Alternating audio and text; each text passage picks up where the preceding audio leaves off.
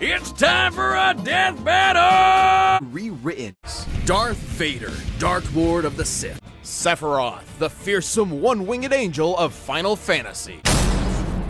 Anakin quickly became a powerful Jedi. He excelled in lightsaber combat and the Force, an energy field that binds all living things together. The Force lets Jedi move stuff with their mind, fend off mental attacks, predict the future. Through rigorous training and a not unnoticeable natural talent, Anakin was particularly skilled in the Form 5 lightsaber fighting style. Form 5 is incredibly versatile, well suited for defending against lightsaber and blaster alike. It focuses on blending parries with devastating counterattacks, aiming to win duels through overwhelming pressure. Even as a newly knighted Jedi, Anakin could keep up with some of the most experienced Jedi Masters and Sith Lords of his time. As impressive as his armor appears, you might be surprised by its quirks. Palpatine trained Vader by not only making him believe he killed his wife, but also ensuring he would never forget the monstrous machine he had become. By making the suit suck ass and piss him off. Seriously, Vader hates this suit. The armor would beep at random times just to annoy him, and the life support system was outdated from the start. Sometimes it would even turn off for several minutes. And it was so heavy and clunky that he could barely walk, sometimes even resorting to moving himself with the Force. He can make maelstroms that blast everything away,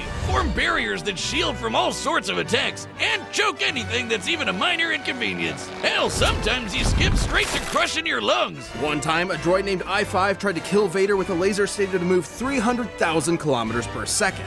That's light speed, and Vader easily blocked it. And for as much bullshit as Palpatine threw at him, Vader was tough enough and stubborn enough to push through it. One time, he blasted off most of Vader's robo limbs, destroyed his armor, dropped him back on the lava planet, and told him to make his way back without the Force. An impossible task, yet one Vader accomplished. And that hatred is apparently useful in keeping Force wielders alive, and has sustained many Sith in conditions that would otherwise kill them. Vader has killed hundreds, possibly thousands of Jedi, including Obi-Wan himself. He's fought entire armies on his own, and even taken on monsters the size of mountains. He's so unstoppable, an assassin droid hired to kill him quit the job because he calculated that Vader was impossible to kill. Lesser Darkseid users like the Night Sister Shirral overpowered the Sunstar, an ancient artifact capable of shifting moons, a feat which would require energy worth over 12 septillion tons of TNT. That's 24 zeros! But if you want something more recent, here's a planet blowing up while Vader was on it, and he's fine. That's his Masamune. This 7'2" behemoth of a blade is a lot like the Nodachi swords they used back in feudal Japan. But instead of wielding something long with two hands like those, Sephiroth only needs one. Sephiroth's essence floated through the life stream for years until he absorbed enough energy to rebuild his body. With the energy of the life stream, he can control other beings with Jenova cells, including the corpse of Jenova. He's strong enough to throw a man hundreds of feet skyward, move at supersonic speeds, and withstand brutal stab wounds through vital organs. He's got illusion powers that can trick people by creating an entirely fake scenario. He can lift people with his mind, including himself, and then he can just fly. That's how it works, right? Additionally, Sephiroth can cast magic thanks to his on-hand materia. Materia is crystallized life energy which grants different powers according to the type of materia used. This lets Sephi attack with fire, lightning, ice, and earth-based magic. He can block attacks with barrier and reflect, and heal himself with cure and regen. And ever since jumping into the life stream, he's had unlimited access to his magical powers. I mean, we're talking about a guy who kicked a dude through solid concrete, murdered the crap out of a 30-foot serpent with a spike through the face, and tanked a dragon's flamethrower attack without even getting a teensy bit hurt. A particularly impressive feat considering this attack was capable of one-shotting fellow soldier Zag Fair. In his rematch with Cloud, he blocked an attack strong enough to crater the metal around him.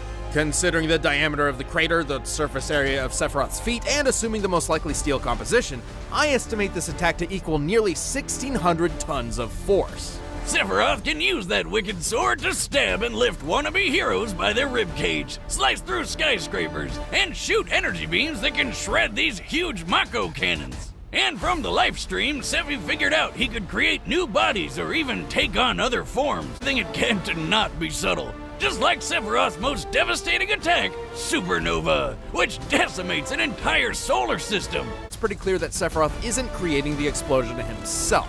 Rather, he's transporting his foes to a specific point in time within an alternate dimension. Just look at it. When he uses the attack, reality literally crumbles away like glass.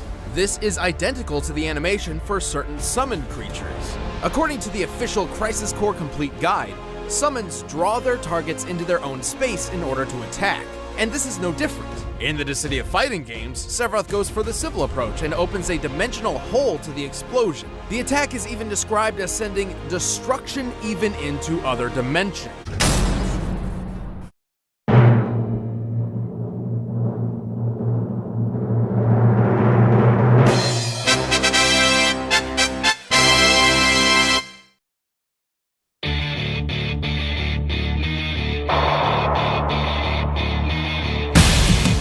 Move at supersonic speed. Time, a droid named I-5 tried to kill Vader with a laser stated to move 300,000 kilometers per second. That's light speed, and Vader easily blocked it.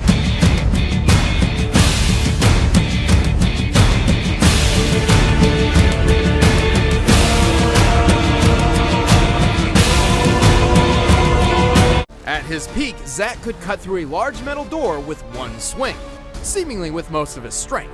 Given the size and width of the door, this feat's sheer strength comes out to 980 million newton. In fact, if we look at their strength stats when they fought that dragon, Sephiroth was 3.5 times stronger than Zack. Putting Sephiroth's strength output at over 3 billion newtons. That's almost as much force as 30 Hiroshima bombs. Darkseid users like the Night Sister Chiral overpowered the Sunstar, an ancient artifact capable of shifting moons, a feat which would require energy worth over 12 septillion tons of TNT. That's 24 zeros!